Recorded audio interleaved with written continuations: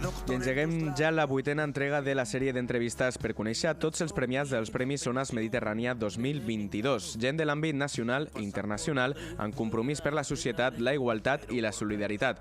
Compromís i defensa del planeta, el medi ambient y els drets humans, en definitiva, defensant un món millor. Y hoy apuntamos nuevamente al ámbito internacional y lo hacemos con la óptica del periodismo y la información.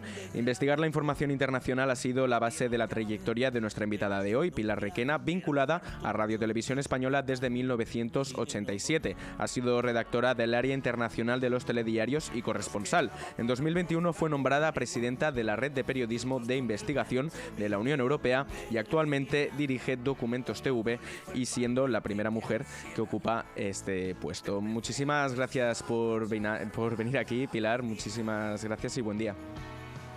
Gracias a vosotros, buen día. Me gusta un poco empezar estas entrevistas hablando de vocación. Toda la gente que ha pasado por estos micrófonos tiene muchísima vocación.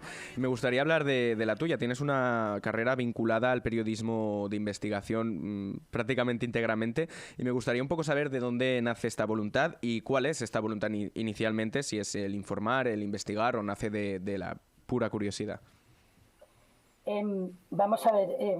soy una periodista vocacional, pero desde toda la vida siempre he sido muy curiosa, siempre he querido saber más de lo que pasaba no solo aquí a mi alrededor, sino más allá de las fronteras. También estudié en un colegio bilingüe y bicultural, lo cual te da también una perspectiva distinta, porque también estudias no solo la historia desde un punto de vista más de España, sino también más internacional. Pero sí, siempre fue vocacional y siempre me gustó explicar las cosas, siempre me ha gustado contextualizarlas, entender el porqué, de dónde venimos, dónde estamos y a dónde podemos llegar, que es un poco la base también del periodismo de investigación y del periodismo más a fondo, del periodismo del documental, que es también a lo que me he dedicado desde hace muchos años. Yo creo que, yo muchas veces lo digo, en el biberón llevaba ya un poco puesta la semilla de lo internacional. Tuve dudas de si hacer diplomacia o periodismo. Bueno, hice periodismo y después me planteé si seguir en el periodismo activo o entrar en la carrera o intentar entrar en la carrera diplomática, pero me decanté por el periodismo activo porque bueno, me gustaba más, me llamaba más la atención y porque probablemente no soy lo suficientemente diplomática. Pero sí, es verdad que es vocacional. De toda la vida me he dedicado al periodismo internacional. Alguna vez he hecho de forma residual otro tipo de periodismo, pero fue muy al principio. Desde que entré en Televisión Española ha sido periodismo internacional y he seguido ahí. He sido también y soy profesora de Relaciones Internacionales, colaboradora del Instituto Español de Estudios Estratégicos, también con documentos de análisis y de opinión sobre temas más internacionales y de defensa y de seguridad. Sí, es algo a lo que me he dedicado toda la vida, porque pienso además que el periodismo de investigación, el periodismo más contextualizado, el de análisis, que es un poco también el ABC del periodismo, es cada vez más necesario en nuestra sociedad y es cada vez más necesario en nuestro mundo. Y a veces se da la paradoja de que vivimos en un mundo globalizado y sin embargo muchas veces hay cada vez menos información internacional o periodistas sobre el terreno. Otra cosa es, por ejemplo, ahora en la guerra de Ucrania, donde es cierto que hay una enorme cobertura, pero porque es una guerra, y sin embargo el día a día de lo que acontece en el mundo no se sigue con la suficiente atención y la suficiente profundidad que creo yo debería seguirse más ahora que vivimos, como digo, en ese mundo globalizado. Si no conocemos lo que ocurre en el resto del mundo, que además nos va a afectar, va a tener consecuencias en nuestra convivencia, va a tener consecuencias en nuestra sociedad, va a tener consecuencias en nuestra democracia y yo creo que de eso está adoleciendo un poco el periodismo en los últimos años, ¿no? Estamos también en un periodismo muchas veces muy superficial, muy en la noticia de impacto, en la inmediatez, y debemos huir un poco de eso. Una cosa es dar la noticia de última hora con esa inmediatez, pero después debemos sentarnos a a pensar, a investigar, a ir más al fondo de la cuestión y de lo que ha ocurrido, a buscar las fuentes, a ir a las fuentes, que últimamente vamos demasiado poco a las fuentes, a comprobar los datos y dar una información veraz y una información honesta. Y creo que eso se está echando de menos y muchas veces la crisis de los medios que tiene su base también en la mercantilización de la información y en la precariedad en muchos casos de los periodistas, de los medios, también viene porque quizá hemos renunciado a hacer una información más de fondo, más contextualizada, más profunda, y yendo, como digo, a todas las fuentes. Yo lo he hecho bastante de menos, aunque yo tengo la suerte y el privilegio de estar ahora mismo en un programa como Documentos TV, donde lo que hacemos son documentales a fondo en lo que es producción propia, y si no los adquirimos de fuera, y los de fuera que adquirimos son también pues eso, documentales de investigación, documentales de análisis, documentales de referencia, documentales que explican lo que está ocurriendo en el mundo y lo que está ocurriendo en diferentes temas. Y en el periodismo de investigación lo mismo. Estoy en una red ahora mismo a nivel europeo de los medios audiovisuales públicos europeos, y también nace porque vimos la necesidad de que la colaboración, la cooperación entre todos nosotros es más necesaria que nunca.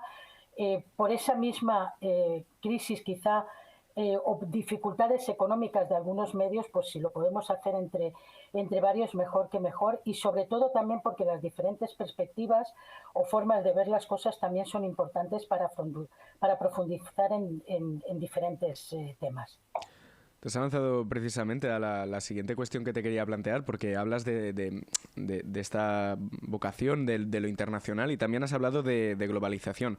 Claro, vinculada a Televisión Española, cubriendo hechos como la reunificación alemana, has vivido todo este proceso, ¿no?, que llamamos globalización y que se ha vivido. Y yo lo que me gustaría plantear es, en términos generales, esta globalización, sí, estamos más conectados, pero ¿crees que estamos delante de una sociedad más individualizada, más individualista, donde miramos todos hacia nuestro propio ombligo, aun teniendo las herramientas para estar completamente conectados? Es que yo creo que ese es uno de los problemas que indicaba un poco cuando decía que estamos en una sociedad globalizada donde realmente lo que pasa en cualquier lugar del mundo nos afecta, y sin embargo pues estamos mucho mirándonos el ombligo, ¿no?, viendo lo que ocurre justamente ahí al lado, que es verdad que nos interesa quizá de forma prioritaria lo que ocurre en la esquina de casa, ¿no? Pero no hay que olvidarse de que nos afecta todo, y lo estamos viendo pues con la guerra de Ucrania, lo hemos visto con otras muchas, con la crisis con la crisis financiera del 2008, luego con la crisis del euro. Tenemos que dejar de mirarnos al ombligo, tenemos que ir más allá. Es verdad que vivimos, y hay que decirlo así, quizá en la mejor zona del mundo, con todos los defectos que tiene también Europa, pero vivimos en una sociedad donde hay valores y principios que seguimos defendiendo, y que debemos seguir defendiendo, y que buscamos también un poco extenderlos al resto del mundo, porque es necesario, ¿no?, que esos principios y esos valores estén cuanto más presentes mejor en la sociedad. Pero sí que es verdad que nos hemos vuelto muy individualistas, que estamos un poco todo el rato con las redes sociales, con nuestro WhatsApp, con nuestro grupo de amigos, con allí donde nos conectamos, con ese grupo virtual muchas veces al que desconocemos y en el que estamos conectados, y que creemos que es el mundo, ¿no? Y el mundo va mucho más allá de las redes sociales, el mundo va mucho más allá de nuestro grupo de WhatsApp, el mundo va mucho más allá del grupo en el que al que nos podamos conectar por cualquier tipo de, como digo, de redes sociales. Y eso es una paradoja, como muy bien dices, ¿no? O sea, en un momento donde necesitamos estar más concienciados de lo que ocurre en el mundo, de lo que pasa, de lo que nos afecta absolutamente todo, pues resulta que nos hemos vuelto más individualistas, incluso más egoístas, con una solidaridad que muchas veces dura lo que dura 5 minutos, y luego vamos a lo siguiente, es decir, escuchamos que hay que ser solidarios en un momento determinado con una causa, boom, lo somos, pero luego no continuamos en ello, ¿no? O continuamos muy poco tiempo. Hay que mantener la solidaridad, hay que hacer una solidaridad igual para todo el mundo. No me vale que unos refugiados sean mejores que otros o estén más valorados que otros. Todos los refugiados, en cuanto a refugiados, huyen de una situación de guerra, de conflicto o de amenaza. No tiene por qué ser solo de guerra o de conflicto, sino también porque están amenazados en razón de raza, de sexo o de religión o de cualquier otra condición. Pero sí, tienes razón, es una paradoja, ¿no? Que ahora viajamos más, tenemos, como tú dices, la pantalla abierta al mundo y al final el ombliguismo, el mirarse a uno mismo y el individualismo es cada vez superior, y sobre todo también una de las cosas que también me preocupa enormemente es lo activistas que se ha vuelto todo el mundo de un lado o de otro, ¿no? Generando incluso posturas de odio a cualquier tipo, de cualquier tipo de odio, ¿no? Eso también es muy preocupante, o sea, no podemos ir por la vida siendo activistas de todo, tenemos que intentar tenemos que ser tolerantes, abiertos a otras ideas, al debate, a la discusión. No todo lo nuestro no tiene por qué ser la única verdad o ser lo perfecto. Tenemos que aprender también de los demás, tenemos que escuchar a los demás, tanto en nuestro país como fuera de nuestro país, ¿no? Y quizá adolecemos un poco de eso, ¿no? Que nos creemos que lo que está aquí, lo que nos entra por un móvil o lo que nos entra por un ordenador es lo válido y es lo que tenemos que defender a costa de lo que haga falta, ¿no?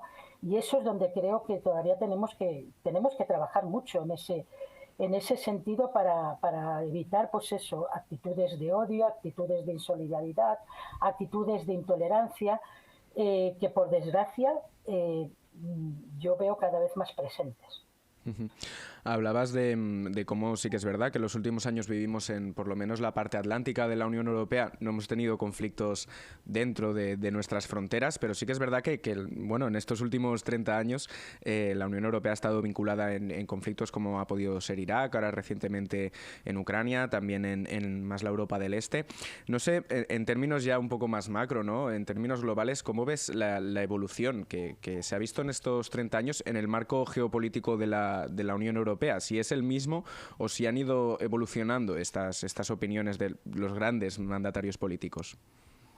Vamos a ver, la Unión Europea ha evolucionado enormemente desde su propio nacimiento como Comunidad Económica Europea en los años 50, ¿no? Ha ido evolucionando sencillamente porque ha ido creciendo, y conforme ha ido creciendo también la diversidad de opiniones y la diversidad también de culturas, aunque quizá han ido integrándose en esa casa europea, ¿no? que somos todos, que compartimos o debemos compartir una serie de valores y principios que son la base de esa integración europea que viene produciéndose desde los años 50, pero sobre todo el cambio radical se produce a partir de la caída del muro de Berlín y de la entrada primero de la expansión de la República Federal de Alemania, a lo que era antes la República Democrática Alemana, y luego a partir del 2004 con la ampliación a los países del este, que habían estado más allá del telón de acero y que habían sido pues los satélites de la antigua Unión Soviética. Yo siempre he dicho que a partir de ese momento, incluso antes, hubiese sido necesario un debate a fondo entre el este y el oeste de la Unión Europea, en el seno de la propia Unión Europea. Siempre hablamos del norte-sur en cuanto hay una crisis, sobre todo si es económico-financiera, y no somos conscientes de que no hemos hablado del este y el oeste, de la diferencia de vivencias durante 40 años que existió el muro y el telón de acero. Y eso quizá lo hemos pagado caro en muchos momentos, y lo estamos pagando Caro, porque quizá no hemos podido evitar o no hemos sabido evitar conflictos que se producían dentro de Europa y que no hemos previsto a tiempo o que no hemos querido ver a tiempo, ¿no? Yo creo que Europa debe jugar un papel fundamental en el mundo. Debe ser el equilibrio entre potencias más fuertes, lógicamente, como son Estados Unidos, Rusia, veremos qué ocurre después de la invasión de Ucrania, y China.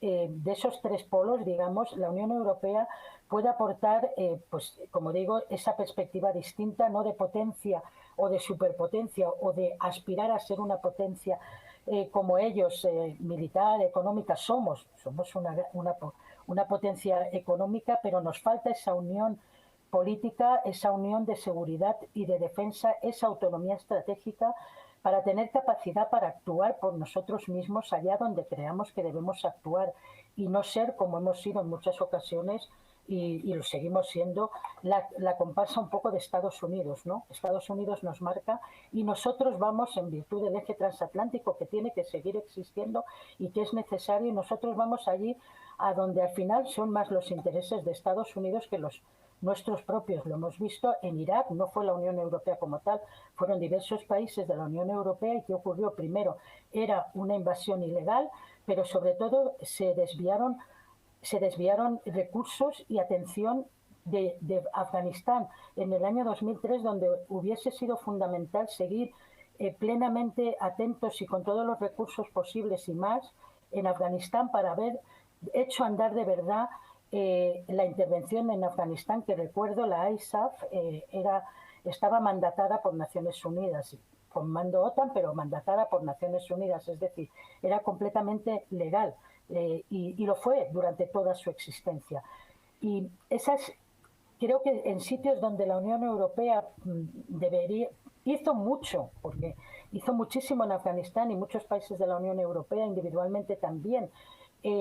Sin embargo, no hemos sabido rematar ni estabilizar la situación y al final nos hemos encontrado con que los talibanes han vuelto al poder porque quizá la Unión Europea no jugó el papel de decir ¿por qué no nos vamos a quedar nosotros si tenemos que seguir solo porque Estados Unidos no tenga interés? Y lo dijo el propio Biden, lo que querían quitarse de en medio y matar era Bin Laden una vez que lo habían hecho y una vez que habían quitado Al Qaeda como peligro para Estados Unidos, ya no estaban interesados realmente en Afganistán. Entonces, tenemos que, la Unión Europea tiene que volver, si es que alguna vez estuvo, o tener ese papel de potencia, de equilibrio entre las otras potencias, de defensa de esos valores y principios que realmente yo creo que nos hacen distintos y que nos hacen más fuertes en el sentido moral, pero lo tenemos también que demostrar. No vale solo con tener principios y valores sobre el papel, sino que tenemos que ponerlos en práctica, tenemos que defenderlos y tenemos que demostrar que realmente nos actuamos de acuerdo a esos principios y valores. Y la verdad es que muchas veces una se siente frustrada cuando ve que no se practican esos valores de los que yo soy una firme defensora.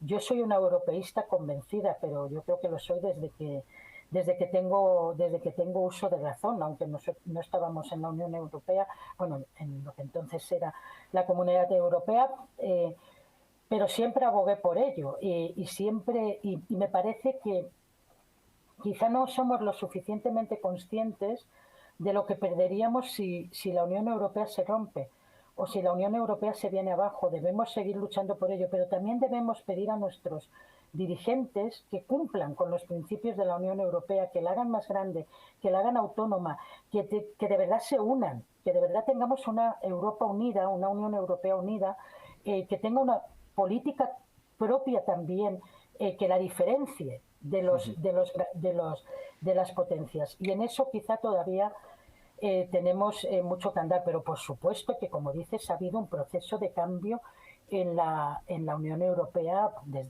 sobre todo desde hace 30 años, enorme. Quizá ese propio proceso de cambio haga que todavía esté buscando su verdadera identidad, ¿no? O la verdadera identidad en este mundo global. Pero para eso creo que los ciudadanos europeos debemos implicarnos más. Debemos demostrar que creemos en esa Unión Europea que somos europeístas y que queremos una Unión Europea también que vaya más allá de lo que algunos llaman la Europa de los mercaderes. Yo creo que no somos una Europa de los mercaderes, somos una Europa mucho más allá de los mercaderes, pero tenemos que hacer que eso se vea no solo en la propia Europa, sino en ese mundo global. Pero creo que es un proceso de cambio constante. Vamos a ver, el mundo está cambiando constantemente desde la caída del muro de Berlín. Hubo un cambio absoluto en el mundo. Yo pensé que iba a ser para bien, y lo fue para bien porque muchos pueblos, muchos países pudieron volver a ser independientes y decidir por sí mismos su futuro fuera del yugo de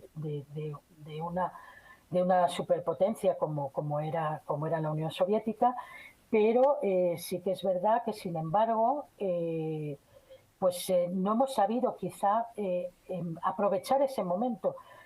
Tuvimos un momento de verdad, yo creo que con la caída del muro de Berlín, la disolución de la URSS, la disolución del Pacto de Varsovia, quizá también se tendría que haber disuelto la OTAN o haber cambiado completamente a otro tipo de organización. En ese momento quizá tuvimos la oportunidad de hacer la famosa, o de hacer esa casa europea que tenía que ir hasta los Urales, de la que hablaban los padres de la integración europea en los años 50, ¿no? Esa oportunidad, como vemos, yo creo que la guerra de Ucrania es, por desgracia, el reflejo de ese gran fracaso que también como europeos y como Unión Europea hemos tenido, ¿no?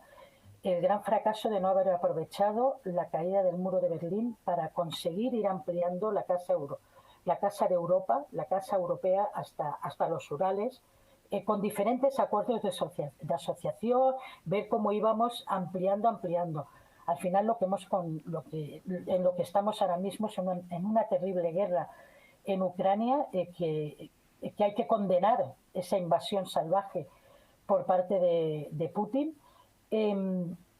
Pero también debemos plantearnos y debemos preguntarnos cómo hemos llegado aquí y qué errores hemos cometido, porque lo que no debemos es volverlos a cometer. Y yo abogo porque haya un acuerdo de paz lo antes posible. Esto no puede seguir ocurriendo en Europa. No podemos seguir mirando, no podemos seguir con un discurso belicista. No digo con eso que los ucranianos no se defiendan, tienen todo el derecho y deben además defender su soberanía, pero debemos plantearnos que debemos acabar con un discurso belicista e ir empezando a hablar de paz, de acuerdos de paz, y de ver cómo podemos conseguir llegar a ese acuerdo de paz, porque hay que recordar, toda guerra acaba en un acuerdo de paz. Cuanto antes se llegue a él, menos víctimas habrá, menos muertos habrá, menos destrucción habrá. Y quizá la Unión Europea tenga en ese sentido que dar un paso más adelante en intentar conseguir una mediación y conseguir una paz. Ahora, hay que preguntarse si realmente hay interés en que esa paz llegue pronto, o si a lo mejor lo que hay es más interés en seguir ampliando esta terrible guerra. No quisiera prolongarme demasiado porque sé que tienes un compromiso, pero me gustaría acabar un poco también como ligando estos dos conceptos que hemos puesto sobre la mesa. Hemos hablado de individualismo y hemos hablado de geopolítica en términos de una voluntad de unión europea, nunca mejor dicho. Pero claro, aquí hay un término que quizás, si esta unión no se ha llegado a dar, tú decías, por ese conflicto norte o sur, incluso en los conflictos actuales como en el de Rusia y Ucrania, creo que hay un papel muy importante de lo que es el identitarismo, la identidad, ¿no? El sentirse identificado. También vemos en todos estos nuevos partidos políticos de extrema derecha que buscan ese nuevo nacionalismo. No sé si esta identidad, el sentirse de esta manera, nosotros somos rusos, nosotros somos italianos, un identitarismo llevado a lo individual, jugará un papel muy importante en las guerras del presente y el futuro, como en las anteriores ha podido ser la religión o otros conceptos que muchas veces se usan a voluntad, se usan para voluntades imperialistas, ¿no? Como vemos en Rusia, sin ir más lejos. Es que esa es la gran cuestión. ¿Cómo es posible que en un mundo globalizado donde todos nos conocemos más que nunca, donde todos nos necesitamos y todos interdependemos unos de otros, cómo es posible que hayan hecho emergencia unas fuerzas individualistas, nacionalistas e identitarias tan fuertes que puedan llegar a romper el sentimiento de colectividad, el sentimiento de unión, el sentimiento de tener muchas más cosas en común que cosas en no común, digamos, ¿no? ¿Qué hemos hecho durante todos estos años? ¿En qué hemos fallado para, en lugar de conseguir una, en términos europeos, por ejemplo, una unión mucho más fuerte, más compactada, donde donde hay unos, sin lugar a duda, vínculos históricos y además unos principios y valores, como he dicho antes, comunes sin lugar a duda entre todos nosotros? ¿Cómo es posible que hayamos permitido como sociedades y como Unión Europea que hayan que hayan hecho emergencia todos, como dices, esos grupos extremistas de mucho calado político, de distintos también tonos políticos, ¿no? Cómo el discurso del odio se ha podido asentar en nuestras sociedades, como se ha asentado. Debemos preguntárnoslo, y en parte es un poco porque en lugar de remar en la misma dirección, en lugar de ver problemas comunes y soluciones comunes, pues hemos ido a, a, al individualismo. Y esa es la pregunta que nos tenemos que hacer. ¿Qué ha ocurrido? ¿Qué debemos hacer ahora para revertir esta situación? Para que no vuelva a ocurrir, para que trabajemos por la solidaridad, para que trabajemos por la tolerancia, para que trabajemos por el bien común, para evitar esos extremismos. Claro que hay diferentes formas de ver las cosas y diferentes formas de ver el mundo y diferentes formas y diferentes opiniones, pero los extremos son contra los que debemos luchar, ¿no? Contra ese radicalismo que impide que realmente podamos seguir una vía común, que además va a ir por el bien común. Eso es lo que nos tenemos que preguntar como sociedades, ¿qué hemos hecho? Porque no vale solo echar la culpa, no, es que han sido los dirigentes, es que es este grupo político el que ha surgido o este otro. No, no, si han surgido, surgen de nuestras sociedades. Si son elegidos por nosotros cuando vamos a unas elecciones. O sea, a veces nos olvidamos que no vienen de Marte, que vienen de nuestras sociedades. Entonces debemos reconocer que el problema y el germen también lo tenemos entre nosotros mismos, que quizá deberíamos hablar menos y desde los medios de comunicación deberíamos trabajar mucho más por conseguir ese tipo de sociedades tolerantes, solidarias, sin tantas estridencias, no radicalizadas, con respeto al otro, al distinto, al diferente, acogedoras, del bienestar social. Es eso por lo que debemos luchar todos, es eso también por lo que debemos luchar como Unión Europea. Debemos exigir también a la Unión Europea como tal, como he dicho, esa unión para irradiar esos valores al resto del mundo. Debemos retroceder, debemos revertir la situación a la que hemos llegado, porque si no, el peligro de tenemos un peligro real para nuestras democracias. Y eso significa que hay un peligro para nuestras libertades y al final también para los derechos adquiridos. Es decir, quizá no somos conscientes de la situación en la que estamos, porque bueno, es verdad que estamos un poco en la zona del confort, en la zona del bienestar, no todos, porque no nos olvidemos de alto porcentaje de paro y de pobreza que hay en Europa hoy día, en nuestro país, pero también en otros países de la Unión Europea y también en el este de Europa. Pero aun teniendo todos esos problemas que debemos solucionar, lo que debemos solucionarlos es unidos, no separados. Debemos encontrar puntos en común y esos puntos en común son los que nos deben hacer mirar hacia adelante e ir hacia adelante. Y tenemos que ponernos manos a la obra, si no pues seguiremos teniendo conflictos internos,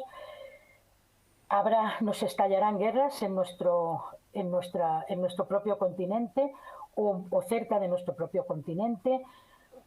Es de verdad una paradoja que la caída del muro de Berlín, por ejemplo, hizo pensar que podíamos ir a un mundo mejor, ir a un mundo más en paz, ir a un mundo más unido, preocuparnos quizá por otras zonas del mundo que habían quedado relegadas en esa también Guerra Fría y bueno, también la guerra entre el llamado primer mundo y el mal llamado tercer mundo en vías de desarrollo. Se había quedado muchos países, ese mundo en vías de desarrollo se había quedado atrás y teníamos que haber aprovechado esa ocasión para ir hacia un mundo más justo, más igualitario, y no lo hemos aprovechado. Por desgracia, estamos quizá en un mundo mucho más, quizá no de guerras abiertas, sí, la de Ucrania está muy abierta, pero sí de muchos conflictos que no se han cerrado, que pueden estallar de nuevo en cualquier momento, de guerras larvadas, de posconflictos con países que no acaban de salir adelante. En Afganistán hemos retrocedido, por desgracia, 22 años, después de todo el sacrificio que se ha hecho por parte de todos los países que han participado en esa intervención internacional, pero sobre todo por parte de los afganos. Al final estamos donde estábamos en el 2001, que era con un régimen terrible, misógino hasta más no poder, de los talibanes. Yo creo que es hora de entrar en debates distintos, de entrar en debates que en lugar de odio, en lugar de radicalización, en lugar de separación, en lugar de intolerancia, en lugar de insolidaridad, justamente trabajen por todo lo contrario, por la tolerancia, por la solidaridad, por el bien común, por la libertad, por los derechos y los valores. Y los medios de comunicación tenemos un gran papel que hacer y somos fundamentales, creo yo, y sin embargo, desgraciadamente tengo que reconocer que no hacemos lo suficiente. Pilar, me pasaría horas hablando, pero no quisiera robarte más tiempo. Intentaremos, pese a todo el pesimismo o carga pesimista que ha podido coger, abogar por esta unión, por esta quimera, ¿no? Que ojalá llegue algún día. No llegó con la caída del muro de Berlín, pero esperemos llegue. Ha sido todo un placer, Pilar. Muchísimas gracias por pasar por los micrófonos de Radio Ciutat. Gracias a vosotros. Yo soy optimista. A pesar de todo, yo soy muy optimista y sigo luchando por lo mismo. O sea, no sé, quiero pensar que cuando me vaya a otro mundo, dejaré atrás un mundo mejor para las generaciones para ti y para las generaciones que nos siguen. Y por lo menos, por mi parte, haré todo lo posible. Es lo que tenemos que hacer. Es nuestra misión como periodistas. Yo entré en el periodismo, como he dicho, por vocación, pero también con una idea clara de que tenía una misión y era intentar mejorar el mundo, o al menos aquellos 2 trocitos que fuese tocando. Y eso es lo que llevo intentando hacer desde hace más de 3 décadas. Así que gracias, buen día i nos vemos en Tarragona. I nos vemos en Tarragona. Gràcies a ti per passar-te i moltes gràcies a la resta per escoltar-nos. Ens veiem la setmana que ve.